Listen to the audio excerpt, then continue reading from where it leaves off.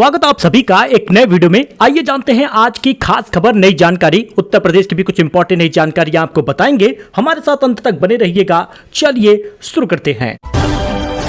देखिए, बात करें पहले खबर की तो कांवर रूट की दुकानों पर नेम प्लेट लगा है। तो मौलाना तौकीर रजा बोले, अपनी पहचान ना छिपाए मुसलमान, हिंदुओं को भी इस बात का ध्यान देना होगा। मौलाना तौकीर रजा ने कहा कि जिस प्रकार से मुसलमान दाढ़ी और टोपी रखते हैं, उसी प्रकार से हिंदुओं को भी तिलक लगाना चाहिए। सच्चे सनातनी हो तो तिलक जरूर लगाओ, ऐसा उन्होंने कहा। और उसके साथ उन्होंने कहा कि पहचान अपनी भी बताओ। उन्होंने आगे ये भी कहा कि सरकार ने जो नेम प्लेट का आदेश दिया है, उस बात का मैं समर्थन करता हूँ। दोस्तों, जुलाई महीने से अब सरसों के तेल और चावल होंगे महंगे। टमाटर समेत कई सब्जियों के दाम बढ़ गए हैं। मानसून ने बिगाड़ दिया है घर का बजट। प्राइस हाइक हुआ है ड्यू टू मानसून। सरसों के तेल और चावल के दाम बढ़ गए हैं। मानसून के कारण सब्जियों की कीमत में भारी उछाल देखने को मिला है। राजधानी दिल्ली की बात करें या उत्तर प्रदेश के लखनऊ की बात करें, सरसों के तेल में प्रति लीटर 10 रुपए की बढ़ोतरी हुई है। इसके अलावा चावल के दाम भी तेज हुए हैं। इस साल लगभग 111 लाख टन सरसों की फसल होने का अनुमान था, लेकिन अब तक 95 लाख टन की मार्केट में सप्लाई हुई है। कुल मिलाकर लगभग 10 रुपए बढ़ोतरी हुई है। सरसों के तेल में महंगा हो गया है तेल। अभी फसल को मार्केट से नहीं उतारा गया, जिससे कमी बनी हुई है, जिससे कि सरसों के तेल में इजाफा देखने को मिला है। चावल कारोबारी सचिन शर्मा बताते हैं कि इन दिनों ईरान से चावल की सप्लाई प्रभावित है, लेकिन देश में घरेलू चावल की डिमांड काफी तेज है, जिससे चावल कारोबारियों को थोड़ी राहत मिली है। हालांकि बारिश से सब्जियां महंगी हुई हैं, चाहे वो टमाटर हो या हरी सब्जी हो, सभी के दाम आसमान छू रहे।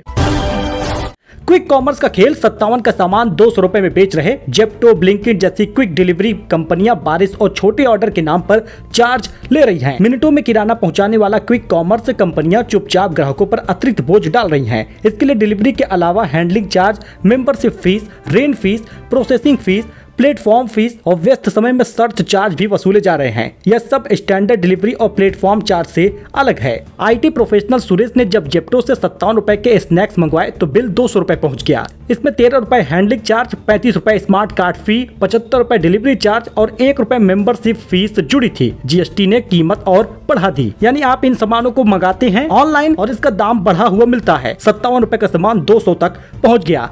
यार, अपने बगल के दुकानों से सामान लो, आपके भरोसे वो दुकान खोलते हैं, उनको भी थोड़ा सपोर्ट करो।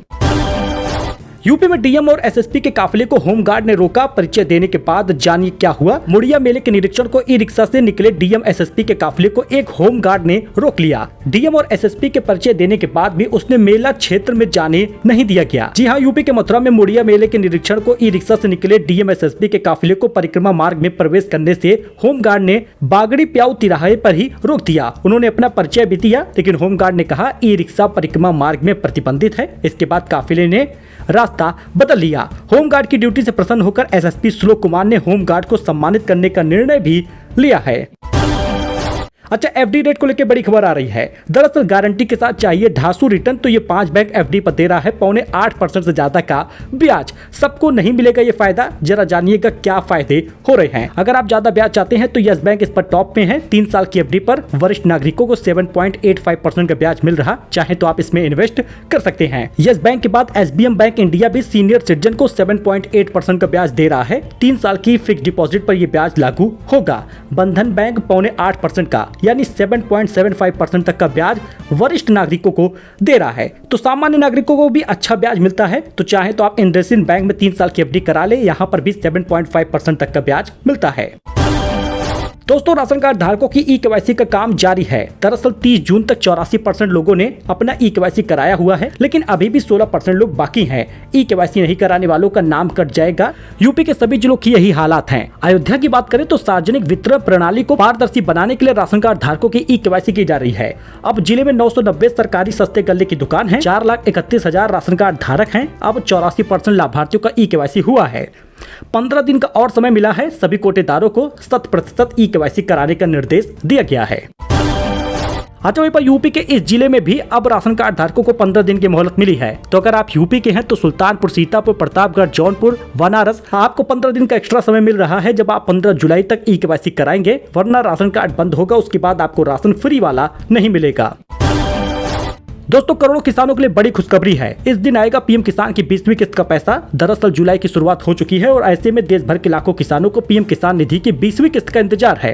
अब पीएम मोदी जो है वो 18 जुलाई को किसान निधि जारी करेंगे। 20वीं किस्त का इंतजार कर रहे करोड़ों किसानों के लिए बड़ी खुशखबरी है। मोदी सरकार बहुत जल्द ही किसानों के खाते में अगली किस्त डालने वाली है। मीडिया रिपोर्ट के मुताबिक प्रधानमंत्री नरेंद्र मोदी 18 जुलाई को बिहार के मोतिहारी दौरे पर जाने वाले हैं और वहां पर किसान निधि जारी करेंगे। तो नाबालिग लड़कियां भी पैदा कर सकती हैं बच्चे, यहां सरकार दे रही है 1 लाख रुपए। यह योजना मार्च 2025 में रूस के 10 हिस्सों में शुरू हुई है। हालांकि पहले यह केवल बालिग युवतियों और महिलाओं के लिए था, लेकिन अब नाबालिग लड़कियां भी बच्चे पैदा करेंगी और 1 लाख रुपए मिलेगा।